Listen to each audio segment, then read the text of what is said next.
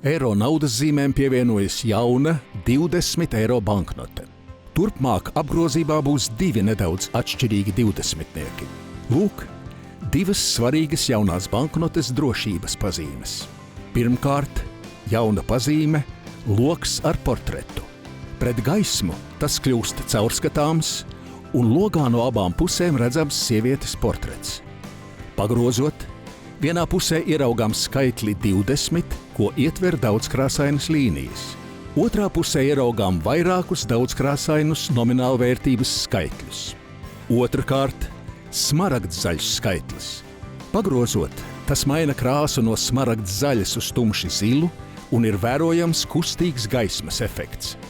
Arvien aplūkojiet naudu un pārliecinieties par tās īstumu. Tā jūs sevi pasargāsit no viltojumiem. Eiro – mūsu nauda.